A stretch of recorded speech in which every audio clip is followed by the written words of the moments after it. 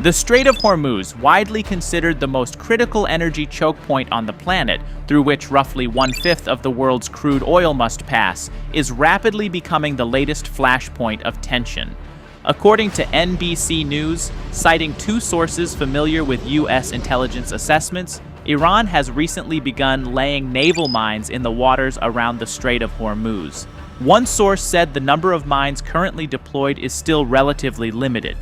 However, Iran is believed to retain around 80 to 90% of its mine-laying capacity, meaning it could quickly expand the operation to hundreds of mines if it chooses. CBS News, citing unnamed officials, reported that small vessels capable of carrying 2 to 3 naval mines were observed deploying the devices. U.S. intelligence systems are said to have closely monitored these activities. Current estimates suggest Iran may possess as many as 6,000 naval mines, including both domestically produced models and imported variants.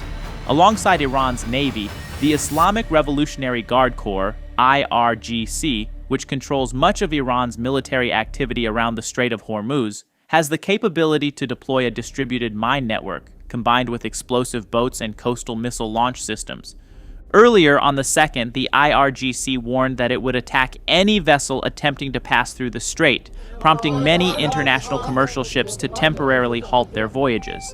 On the 10th, President Donald Trump posted on Truth Social that if Iran had indeed deployed mines in the Strait of Hormuz, Washington demands that they be removed immediately. He warned that if the mines are not cleared, Iran will face consequences, unlike anything it has seen before. Following that statement, U.S. Defense Secretary Pete Hegseth wrote on the platform X that, under presidential orders, U.S. Central Command CENTCOM had begun conducting precision strikes against Iranian mine-laying vessels in the Strait of Hormuz. CENTCOM later announced that several Iranian vessels had been destroyed, including 16 mine-laying boats. President Trump also said in a separate post that in the past few hours, the U.S. military had completely destroyed 10 inactive Iranian mine-laying vessels. General Dan Kane, chairman of the Joint Chiefs of Staff, confirmed during a press briefing that U.S. forces are continuing to target Iranian mine-laying vessels and naval mine storage facilities.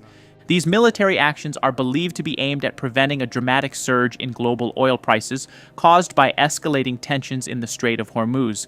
Although the strait has not been officially blockaded, shipping traffic has effectively become nearly impossible due to the extreme risk. Some officials have even described the area as a valley of death for commercial vessels. At present, the U.S. Navy has not yet begun escorting commercial ships through the strait, but President Trump said the administration is considering that option. According to CNN, approximately 15 million barrels of crude oil per day, along with 4.5 million barrels of refined fuel, are currently stranded in the Persian Gulf region. Major oil producers such as Iraq and Kuwait have almost no alternative export routes for transporting their oil. Facing the threat of supply disruptions, the G7 nations have begun considering releasing additional strategic petroleum reserves to stabilize the global market.